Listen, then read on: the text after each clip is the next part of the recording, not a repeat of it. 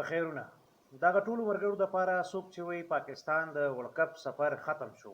د پاکستان د ورلډ کپ سفر یعنی د پاکستان د کرکټ ټیم د ورلډ کپ سفر لا ختم نه دی. اوس هم داسې امکانات شته، ډېر واضح امکانات چې پاکستان سیمی فاینلز ته لاړ شي. په کومو کیسونو کې، په کوم حالتونو کې تللی شي، په دغه باندې خبره خړومبی دا چې د تېر شپږ اته ورځو دپاره زه فیسبوک مارک زکربرګ ماما ریسټریکټ کړی وم. پیج اوس هم ډېر زیات غیر فعال دی، هغسې خلکو ته نه رسي. ستاسو نه مې درخواست دا دی چې راسره مرسته وکړئ، کمنټس، شیرز یا لایکس څومره چې کولی شئ. اوس راځم ننني میچ ته. نن نیوزیلینډ سریلنکا ته شکست ورکړه 171 په جواب کې. نیوزیلینډ دغه سکور په 15 وکټو باندې په 23 اوورز کې یا په 24 اوورز کې پوره کړه او دغه میچ یې وګټو نننی. د دې سره اوس دا خلک وایي چې پاکستان ته د مخکې تلو امکانات ډېر زیات کم شو، حالانکې د پاکستان د مخکې تلو امکانات چې دي هغه اوس هم ډېر زیات برایټ دي. د پاکستان راتلونکی میچ کوم چې د انګلینډ سره دی نو د هغې مختلف کیسز زه تاسو ته ایکسپلین کوم. په هغه صورت کې پاکستان وړاندې تللی شي په دې ورلډ کپ کې.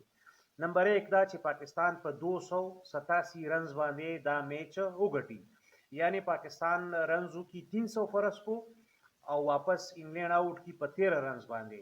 نو دا امکان لري، مشکل به وي خو امکان لري چې پاکستان دا میچ په 187 باندې وګټي.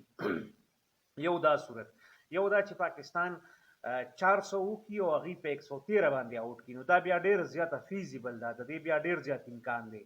یو دا چې پاکستان 500 رنز وکړي او هغوی په 213 کې آوټ کړي، نو دا بیا نور هم پرابیبلیټي یا امکاني طور دا ډېره اسانه ده، ممکنه ده، کیدی شي پاکستان مخکې بیا په دې ورلډ کپ کې په دې سفر کې سیمی فاینلز ته د تلو چانسز چې کوم دي هغه برایټ کیږي یا روښانه کیږي.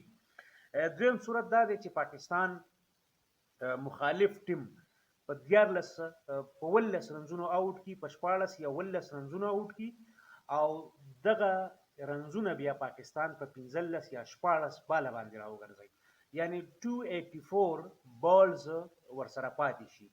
پاکستان په داسې حالت کې میچ راوګرځوي، ټارګټ چیس کړي چې صرف او صرف په 14 رنزونو باندې د انګلینډ خلاف ټوټل سکور دی چیس کړي 284، یعنی 204 بالونه ته پاتې شي. مطلب دا چې پاکستان ولګي او انګلینډ آوټ کړي په 50 رنز باندې، بیا په 15 14 یا 14 بالونو دغه رنز راوګرځوي. پاکستان ولګي او انګلینډ آوټ کی په 80 رنز باندې، او دا ډېر زیاته فیزیبل ده، دا ډېر زیاته امکاني خبره ده. نو پاکستان چې که دغه رنزونه په شپږ اته چکو باندې یعنی شپېته اویا رنز دي، لس اته لس 12 چکې ولګي او دغه رنزونه په 10 12 بالونو باندې راوګرځوي، ډو ډای پوزیشن به وي، ډو ډای سچویشن به وي، نو کولی شي چې 284 بالز ریمینینګ یعنی پاتې شي، په لاس کې ورسره پاتې شي، ویکټ د لاسه ورنکړي، نو پاکستان سیمی فاینل ته د تلو چانسز چې کوم دي هغه بیا هم روښانه دي. بهرحال ګډ لک فور دیم، او زموږ امید دی چې داسې به کېږي هم او دا امکان لري، یعنی د پاکستان د کرکټ ورلډ کپ سفر چې کوم دی نو هغه ختم نه دی. پاکستان سیمی فاینلز ته د تلو چانسز لري.